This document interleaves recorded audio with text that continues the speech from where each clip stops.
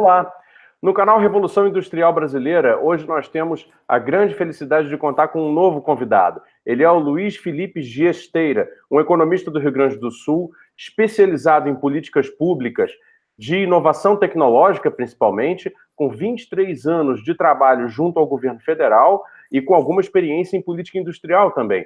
Por isso, nós vamos conduzir hoje a nossa conversa com ele, a primeira conversa do Luiz Felipe aqui no canal, sobre políticas industriais e um debate muito intenso que existe, inclusive entre economistas, sobre como promover uma indústria de um país que chegou até um estágio de renda média, como é o caso do Brasil, tem uma indústria diversificada, mas ainda não está totalmente transnacionalizada, não tem ainda aquelas grandes corporações, ou tem poucas, né, que podem realmente conduzir o tecido produtivo a uma etapa de desenvolvimento socioeconômico mais consistente. A gente tem aqui algumas perguntas já feitas e o Luiz Felipe eu vou apresentar para vocês aqui agora. Luiz Felipe, muito obrigado por aceitar dar essa entrevista aqui para o canal.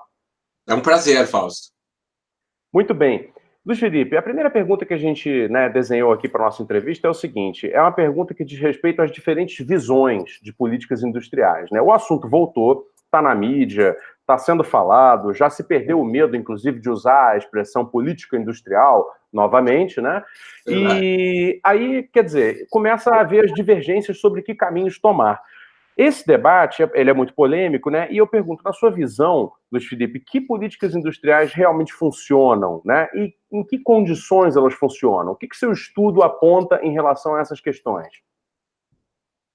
Bom, Fausto, tem um lado que é meu estudo e tem um pouco da minha prática, né? Mas, assim, eu vou tentar, assim, para a gente ter um roteiro, falar um pouco, acho que, sobre o estado do debate, né? Eu acho que a gente, tu usou a palavra polêmica, né? Eu acho, assim, polêmico é se a gente, numa situação de depressão da economia, o governo deve aumentar o gasto, mesmo que ele já esteja numa situação de déficit, né? Porque esse é o tipo da questão que praticamente todos os economistas vão ter uma posição, né? Então, acho que é uma questão que realmente divide a classe dos economistas 40, 60, 33, 67, alguma coisa desse gênero, né? Quando a gente fala de política industrial, a situação é um pouquinho diferente, né? Eu acho que o mainstream econômico, né, por mais que tenha sido muito chacoalhado pela crise do subprime, né, a partir de 2008, e esse movimento é muito nítido no primeiro mundo, no Brasil, entre os macroeconomistas, é muito mais tímido, né, se é que dá para dizer que existe. Quando a gente fala de política industrial, a grande parte do mainstream, aí estou falando mesmo nos Estados Unidos e na Europa, esse é um tema que ou não interessa ou há uma oposição quase que, vamos dizer assim, mais de 90%. Tá? Mas esse é o grupo de mainstream, ele é o grupo assim, que estuda aquelas coisas que são básicas da economia, micro, macro, né? Modelos de crescimento, etc. Quando tu parte para o grupo dos economistas que estudam desenvolvimento econômico, aí a situação vai ser muito diferente. O grupo que estuda desenvolvimento econômico é uma área de especialização dentro dos economistas. A gente poderia dizer que é um nicho, né? Entre esses caras, é o contrário.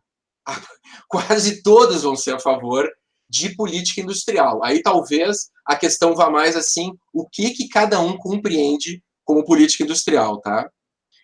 E eu acho que não tem muito jeito da gente não partir assim, de um acordo básico sobre o que é política industrial, né? E eu vou mais ou menos usar o que está no Nathan Lane, né, que é um economista agora muito jovem, aí, que está despontando, é um cara que usa coisas muito avançadas e tal, e acho que também a posição que está no texto, o texto famoso do FMI, que agora há pouco a gente estava conversando, né, the policy that shall not be named, né, ou seja, política não deve ser nomeada, né, parece aquela coisa do Harry Potter, né.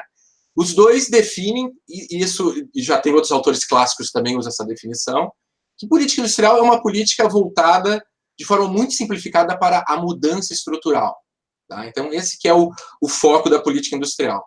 Há uma grande dificuldade de se perceber isso, porque na prática da política pública, ela vai ter esse... O Estado define que ele quer promover mudança estrutural, né? E vai ter uma série de outras políticas que não são bem política industrial, mas que podem ter um efeito significativo aí, tá? Bom, aí quando tu vai para esse nível de definição, eu vou te dar uns exemplos que talvez, mesmo no cara do mainstream, não ficaria tão polêmico assim dele admitir, porque tu perguntou o que funciona, né? Que funcionou, né? A questão de 3 anos atrás, e acho que isso até foi o início da guerra econômica mais explícita entre China e Estados Unidos, os chineses perceberam que eles estavam tentando, de alguma forma, tomar o controle societário de uma grande empresa de semicondutores e circuitos integrados que se chama Qualcomm, uma empresa típica do Vale do Silício, né, americano.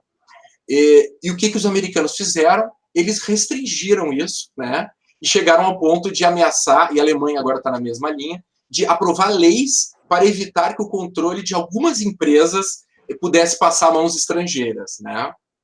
Ora, isso é totalmente política industrial. Por quê? Ela foi motivada por uma questão de composição setorial da economia. O motivo por detrás ali, tu pode falar que é segurança nacional, tu pode dizer que é um setor estratégico para a tecnologia alemã, mas é claramente a visão de que a composição setorial da economia importa muito. Eles interviram e a Qualcomm não foi vendida para a China. Então, ela foi muito bem sucedida na política industrial, tá certo? Um outro exemplo que, recentemente também, eu acho que até tu estava no grupo que a gente estava debatendo, eu estava falando de como foi bem sucedida a reestruturação dos grupos de defesa aeroespacial na Europa. Esses grupos eram basicamente estatais até o final dos anos 80, e no bojo ali da mudança, da integração da União Europeia, houve uma, assim, acredito que houve uma decisão conjunta de que eles, para diminuir a desconfiança, eles privatizariam esses grupos, mas ao mesmo tempo os europeus sabiam que esses grupos eram decisivos para eles não se manterem distantes da fronteira tecnológica, né? Então, assim, de forma muito simples, houve uma reestruturação societária em grande escala, né?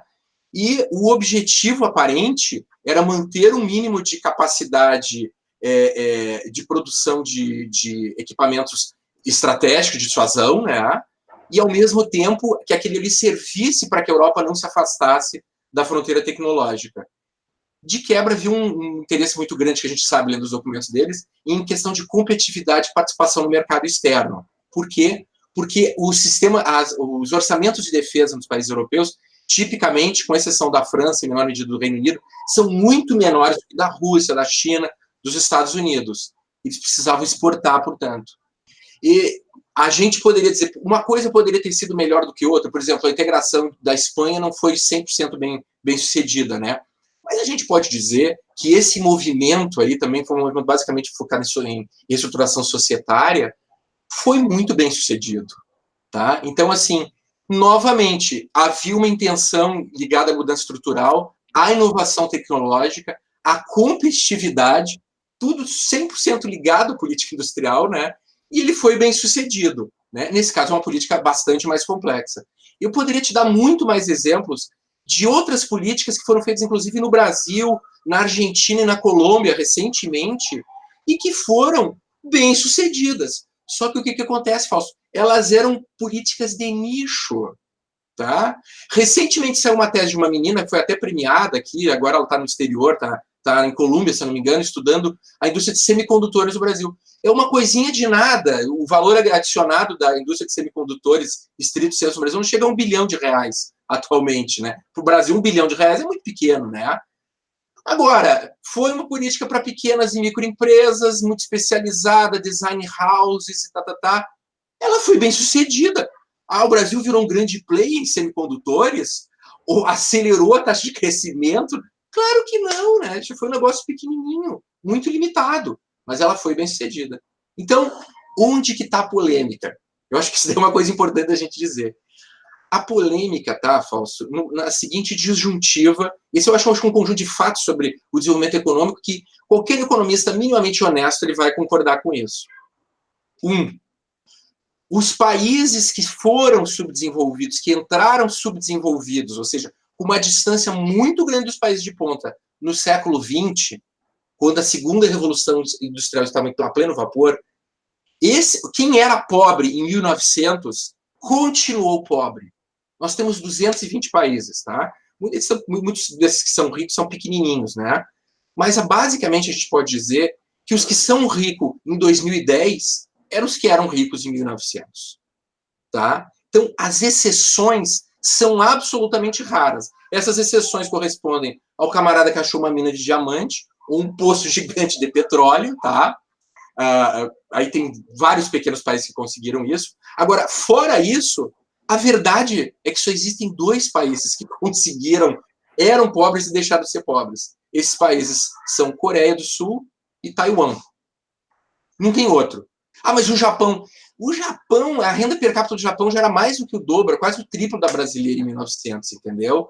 Ele estava mais próximo da Itália do que estava próximo do Paraguai. Então, assim, um pouco difícil. Ele estava em plena política industrial forte, né? Então, ele estava acelerando o crescimento dele. Por isso que o Japão realmente é um caso limítrofe, mas ele não é exatamente o país subdesenvolvido em 1900.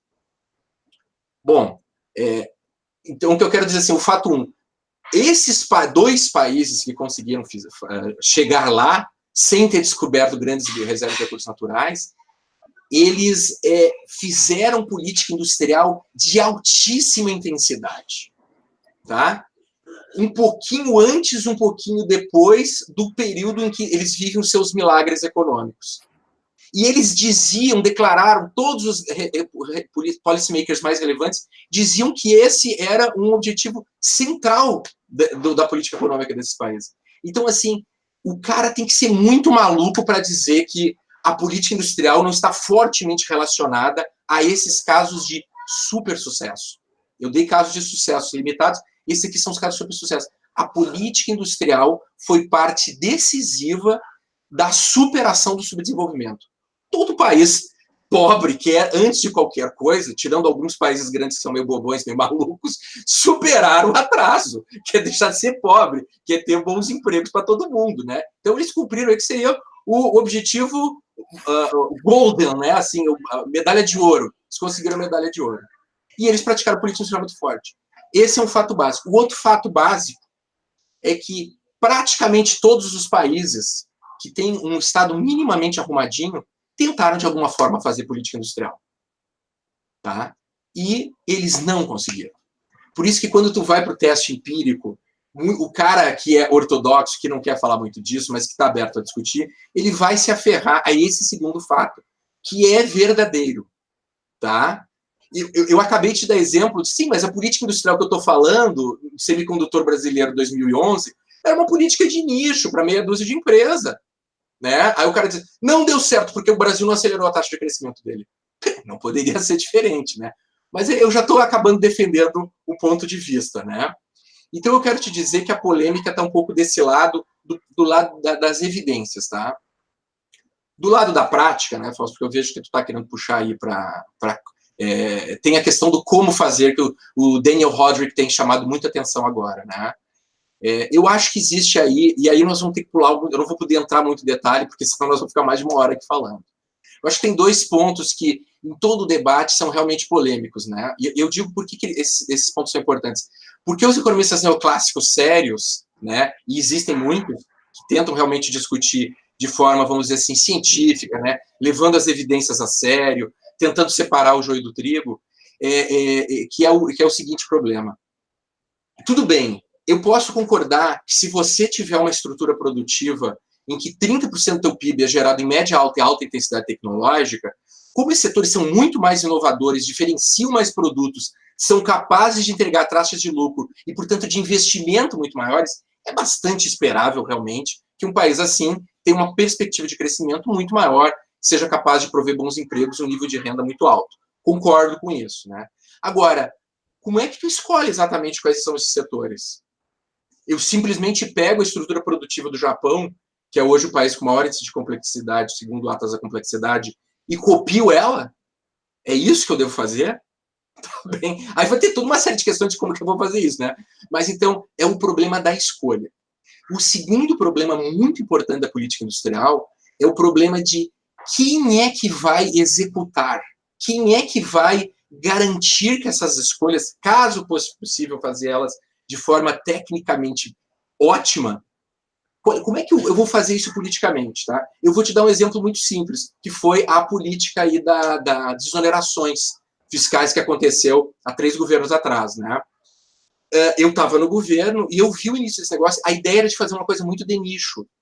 Vários economistas, porque tratava de desonerar a folha de pagamento, mesmo os economistas que hoje estão muito nessa agenda de facilitação de negócios, concordavam, muitos empresários concordavam, que era preciso mexer nisso, né? O custo indireto do trabalho no Brasil é muito alto, e isso, principalmente em cadeias longas na indústria, é um gravame anticompetitivo poderosíssimo. Tá? Então, havia essa concordância. O que se fez? Não, vamos puxar, então, para setores de alta intensidade tecnológica, em que capital humano é muito importante.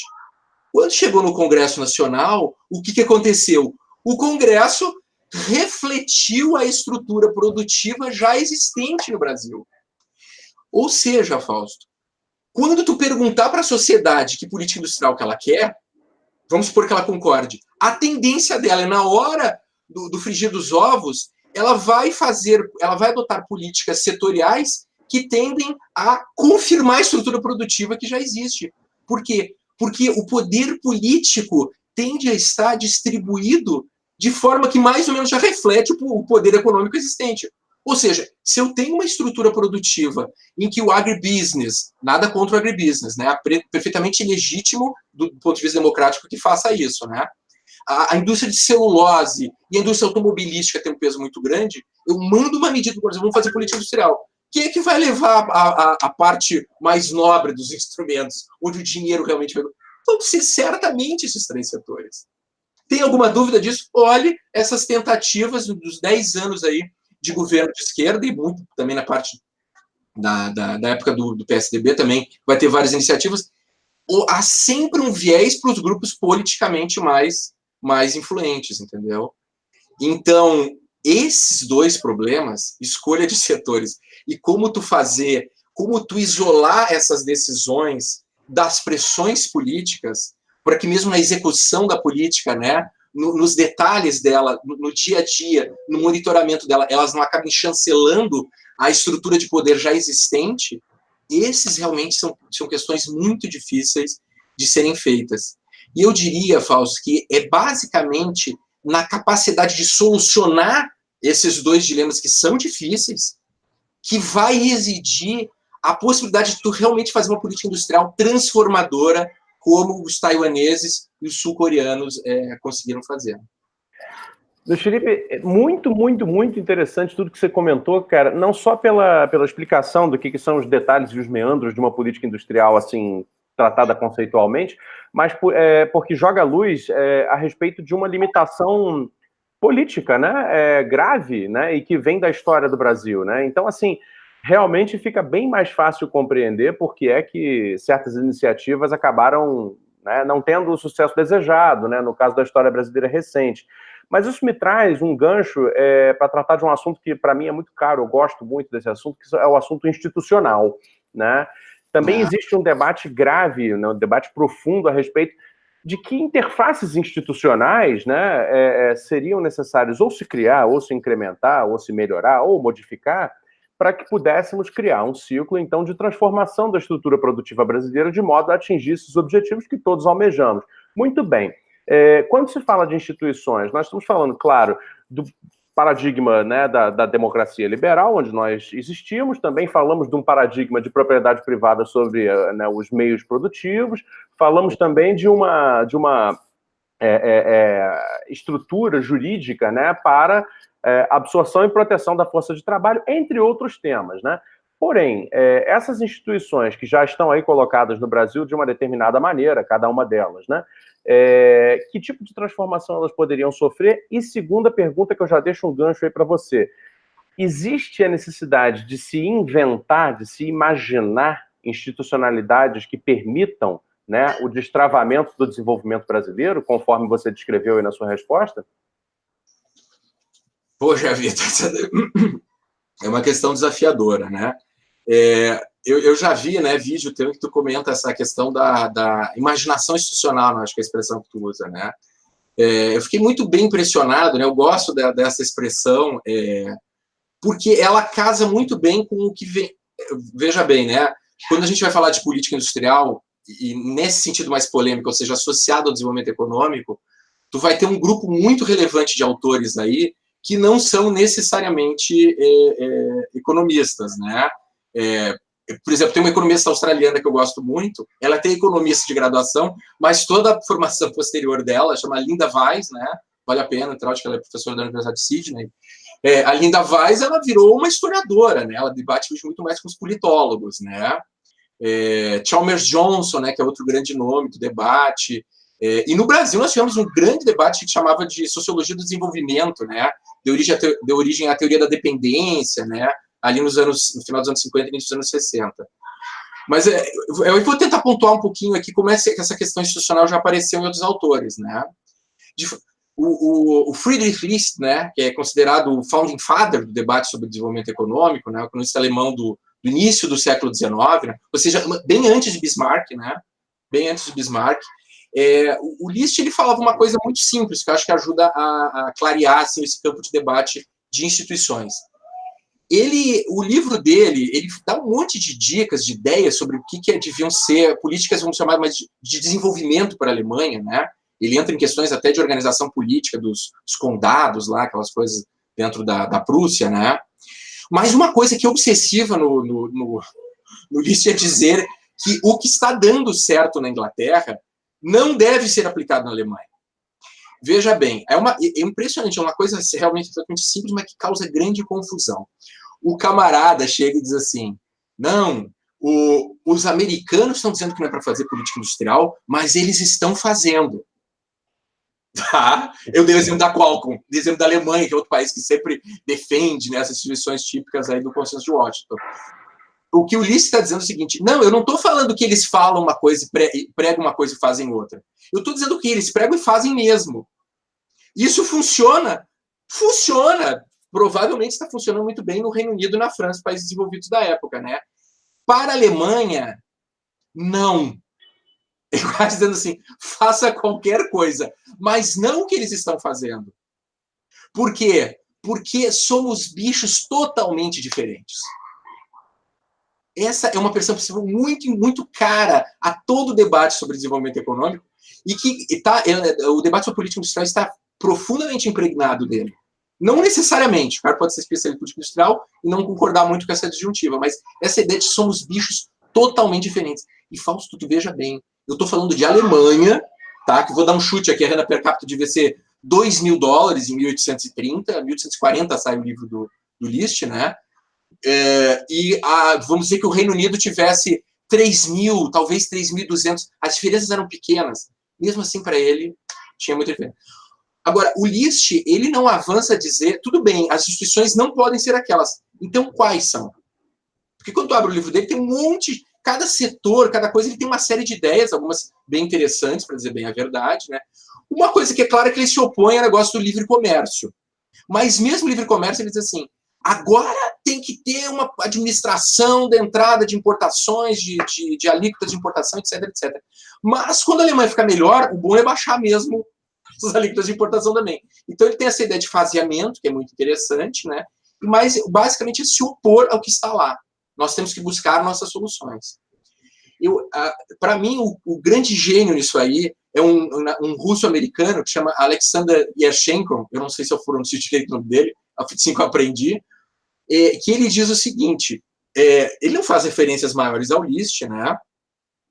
Mas ele diz o seguinte, ele diz que as instituições dos países backward, né, ou seja, retardatários, atrasados, né, então ele já não usa muito essa noção de desenvolvimento, ele só diz assim, entrou depois, começou a se industrializar depois, entrou no jogo depois.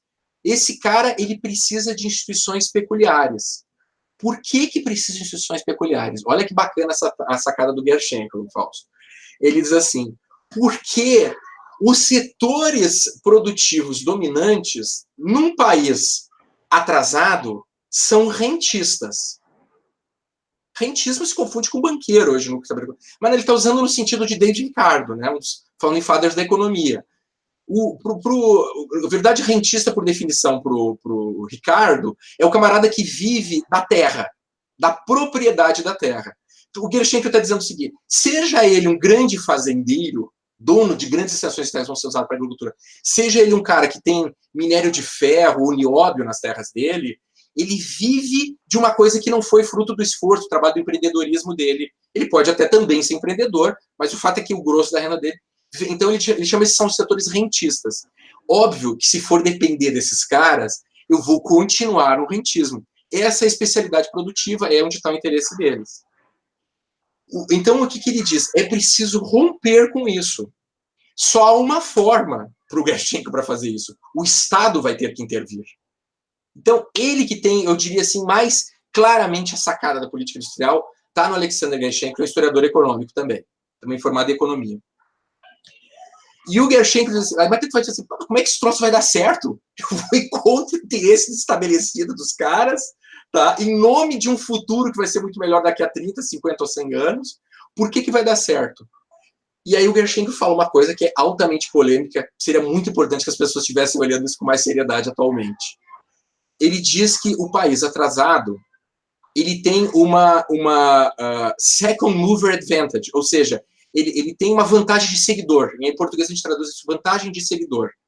Mais ou menos o seguinte, o cara que está na frente, ele teve que inovar, ele lidou com um tipo de incerteza muito maior, ele teve que abrir mercados. O cara que vem depois, ele tem um custo de produção menor, mas e ele, ao mesmo tempo, não vai ter que lidar com esse, vamos dizer assim, os custos de estar na vanguarda. Então, ele vai conseguir copiar esse cara e acelerar o crescimento maior. E isso vai dar legitimidade ao governante, ao poder, ao Estado, de liderar uma mudança que vai, não precisa ser uma coisa revolucionária, né? Mas que vai viesar, da mesma forma que a gente falou nisso, o investimento em prol de setores mais dinâmicos, em que os ganhos a longo prazo tendem a ser maior, de toda a ordem, né? Por questão de produtividade, incorporação de progresso técnico, difusão de progresso técnico e por aí por diante, né? Bom, aí isso apareceu no Hirschman, apareceu em Furtado, apareceu no Aníbal Pinto, não vou entrar muito nisso daí. Vamos pular para um que é mais contemporâneo, que talvez seja o que paute o debate atualmente, que é um economista americano, desculpa, ele é um politólogo americano, Peter Evans, professor, que, se eu não me engano, da Universidade de San Diego atualmente. O Peter Evans diz o seguinte, a palavra certa é que você precisa de insulamento, de autonomia. Eu preciso, de alguma forma, garantir ao Estado a autonomia. Então, as instituições, tá, para Peter Evans, são as instituições que garantem autonomia. Aí ele fala muito sobre isso, escreveu vários textos. Para ele, a autonomia, basicamente, está associada a um grupo de elite dentro da burocracia estatal, não necessariamente no executivo, mas esse grupo tem que estar insulado de pressões políticas. Ele tem que ter condições de fazer o debate de forma completamente técnica. Tá? Só que ele fala o seguinte, bom, mas tem países que tiveram isso e não conseguiram completar o desenvolvimento. Ele diz assim, mas o que acontece é que esse grupo acabou se insulando tanto, ficou tão poderoso, que ele não dava mais bola para o que acontecia na sociedade. Quando ele fala sociedade, ele está falando do setor produtivo, os empresários. Ele queria impor aos empresários o que fazer. Então, ele diz que tem que ser um insulamento inserido, uma autonomia inserida. Então, o que significa esse inserido dele? Não quer dizer que ele está inserido porque ele foi no Congresso perguntar o que o cara que tem que eleger o prefeito na próxima eleição agora quer. Mas que ele está ouvindo dos empresários um feedback muito no cotidiano, no dia a dia, muito parecido com o trabalho que tu faz lá entrevistando os empresários, né? Para entender quais são os desafios deles, entendeu? E ele volta, ele ouve, mas ele decide de forma soberana, tá certo? Então, essa é muito a visão dele, que esse debate continua a se desenvolver nos Estados Unidos, hoje está mais em Stanford até do que em San Diego, né? Então, essa é um pouco a visão de como é que tu lida com as instituições. Fausto, qualquer saída séria para o Brasil, vamos supor que um cara queira fazer uma política industrial, uma política tecnológica realmente capaz de acelerar a taxa de crescimento, aumentar o dinamismo da economia brasileira, ele tem que lidar desde o início com esse tema. Não há como fugir desse tema. Tá? Bom, mas... Ô, Luiz Felipe, eu queria até declarar aqui de público, assim, enquanto gravamos, né, que esta já é uma das mais impressionantes e melhores e mais cheias de conteúdo entrevistas que a gente já fez aqui no canal. Assim, já te agradeço muito porque você está dando uma aula e considerando, aí vou voltar a ser jornalista, tá? Mas considerando que você abriu falando de que, né, a composição setorial do desenvolvimento envolve escolhas, né? E as institucionalidades, elas têm que fazer escolhas, às vezes, dramáticas nos países periféricos, né, nos países atrasados, em que os chamados rentistas, no sentido clássico, né, são predominantes e, portanto, têm mais força política. Aí vem a pergunta que não quer calar, né? A pergunta do momento, né? No debate aí que está se avolumando, né? O que a gente deve fazer, né? Temos uma indústria ainda existente, muito baqueada, é verdade, com pouca capacidade exportadora, né? Perdendo tecido, né, produtivo, com pouco investimento tecnológico, né, da parte tanto das entidades públicas que poderiam, né, promovê-lo, como também das próprias empresas, pouca interação entre as empresas, ou seja, e uma presença internacional também muito pesada, né, que eu acho que também deve ser um elemento que dificulta. Diante disso tudo, que ganchos a gente deveria pegar na sua visão, né? Como poderíamos visualizar uma possível política industrial brasileira para o Brasil de hoje que fosse resultar, que fosse dar certo? Bom, Fausto, se tu olhar a realidade brasileira, né, mesmo o grupo que realmente está discutindo mais seriamente a política industrial, que está em contato com o pessoal lá fora, né, eu destaco esse grupo que debate complexidade econômica, né, mas também o pessoal que está lidando com a aplicação de data science, né, para fazer essas escolhas de setores, né, e existe um conjunto de ferramentas muito poderoso, Fausto, sabe? Grande parte do revival do debate sobre política industrial ele se deve a isso, né? O Ricardo Hausmann, né, que é um professor lá de Harvard, né? Ele diz o seguinte, um negócio assim, vamos fazer o seguinte, vamos fazer política industrial, política voltada para o setor produtivo, se não quiser botar esse nome, política de competitividade, como queira chamar, baseada apenas em evidências empíricas. Eu concedo isso à ortodoxia, vamos fazer só baseado em evidências empíricas, né?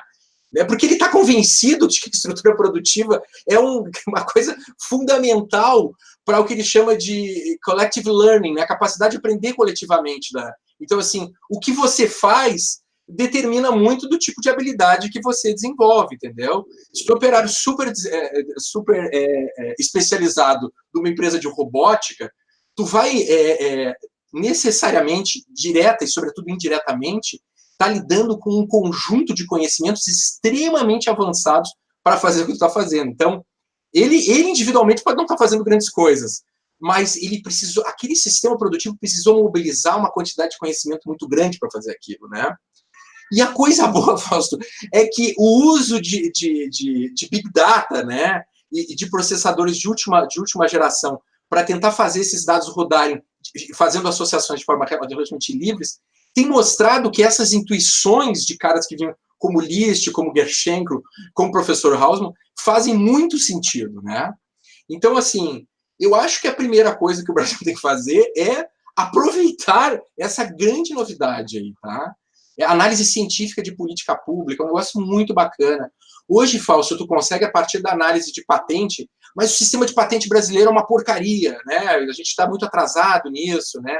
Essa área de propriedade intelectual, eu não estou querendo criticar o INPI, não, que tem feito grandes progressos e tal, mas não é nem da nossa tradição, né? Mas você tem bases sobre patentes que mostram umas coisas muito interessantes. Fausto, 90% aproximadamente das patentes do mundo todo, né? Quem faz patente é quem ganha dinheiro com aquilo ali, então o link de conhecimento com atividade produtiva é imediato quando tu está pensando em patente.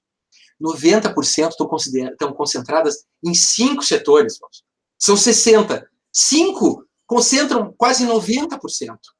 Então, assim, se o nome do jogo é economia do conhecimento, do que exatamente vocês estão falando, velho? É óbvio que nós temos que ter um viés a favor desses setores aqui, tu tá entendendo? E aí eu quero dizer, já falei então dessa coisa da revolução da aplicação de Big Data às relações setoriais, né, que pode ser bem resumido aí na hipótese da complexidade, né? Qualquer um que entrar no Google aí vai ver milhares de coisas, até coisas, ferramentas bacanas para brincar, né? E a outra coisa que a gente tem que colocar aí, quando fala dessa ligação entre conhecimento e setor produtivo, é uma coisa que, impressionantemente, muitos dos meus colegas de política industrial, eles têm o cachimbo da indústria. Academicamente, eles estudaram economia industrial, né? Modelos de oligopólio, estrutura, conduta, desempenho. Então, eles têm toda uma formação muito rica, muito interessante, aplicações de teoria dos jogos, fantástica, estudos de matriz em subproduto. Então, todo um ferramental muito interessante. Mas, em geral, esse cara, ele não traz muito o lado do pessoal que é de inovação tecnológica, que são os chupeterianos. Esse pessoal de chupeterianos é próximo do Ministério da Ciência e Tecnologia, né? E um pouquinho tu vai para a defesa, tu vai para a saúde, eles têm uma ligação muito boa. É outro enfoque. Só que existem coisas que acontecem nos dois lados que não são muito comunicadas. E eu quero dizer uma para ti que para mim é muito importante. O Brasil, quando estava terminando a sua industrialização pesada ali em 1980, e chegou a ser o sexto, sétimo maior PIB industrial do mundo, né?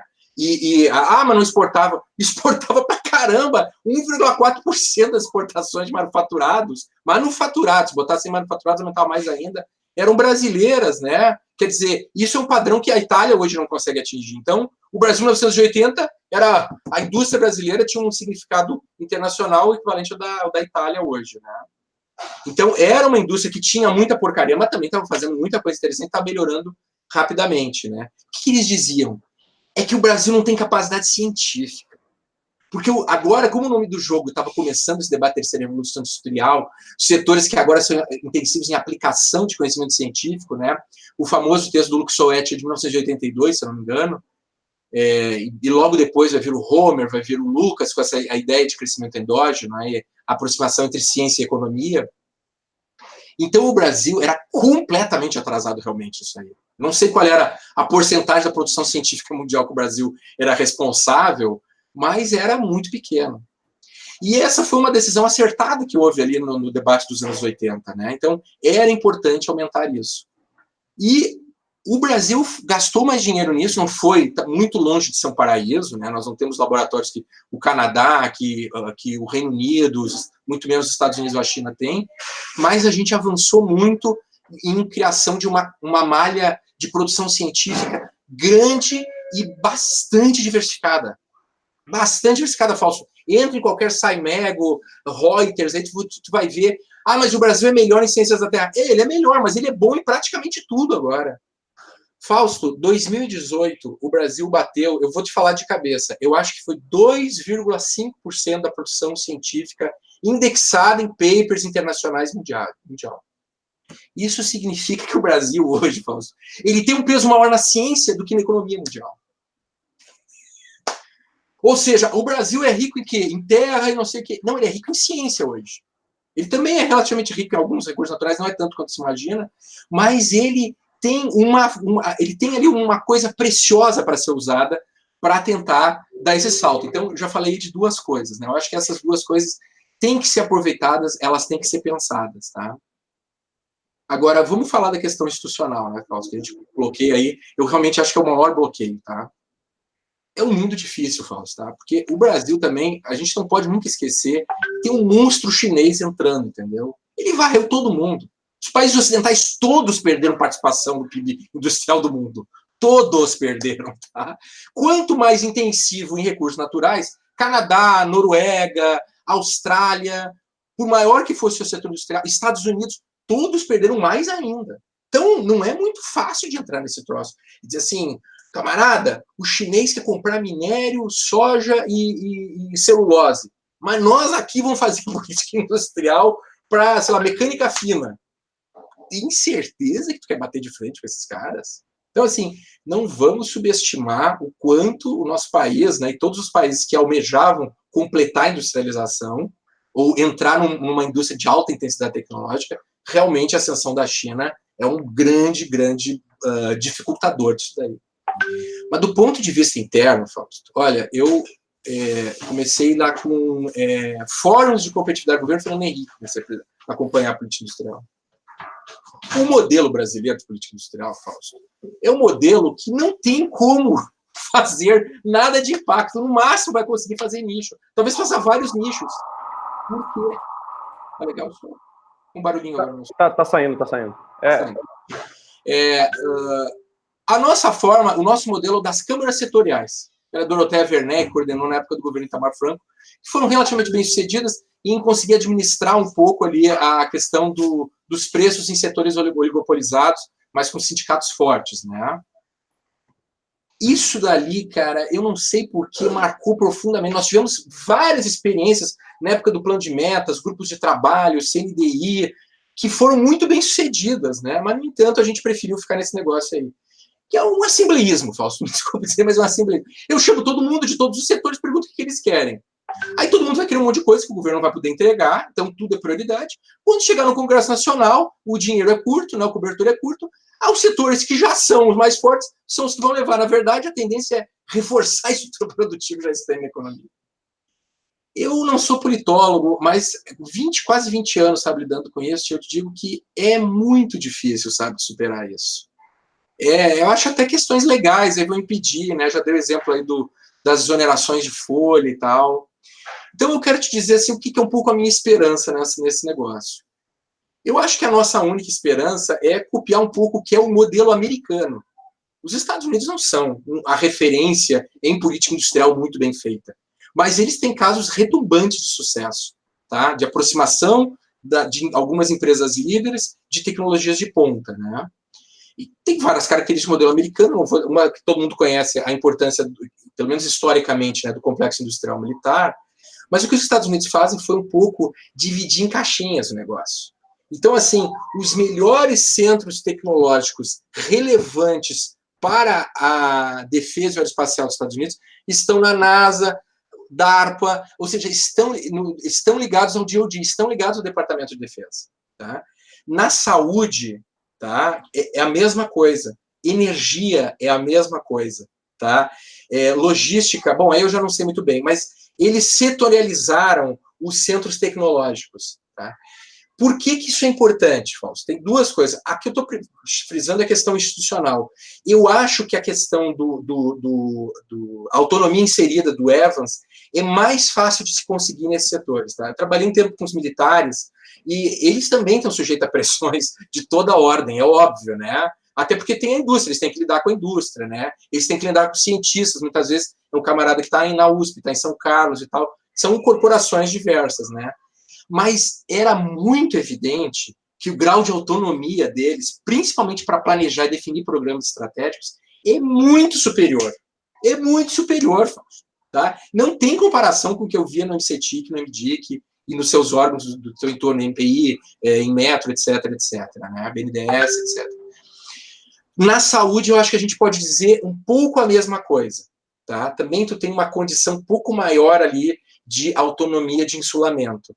E eu acredito que em energia, né, eu tenho acompanhado um pouco o que tem sido feito aí em Minas Energia, né, fiquei bastante surpreso aí com algumas decisões, não vou dizer se estão certas ou estão erradas, mas me mostraram que aparentemente há um nível de insulamento potencial maior nesse ministério aí. Os outros teriam que olhar um pouco melhor.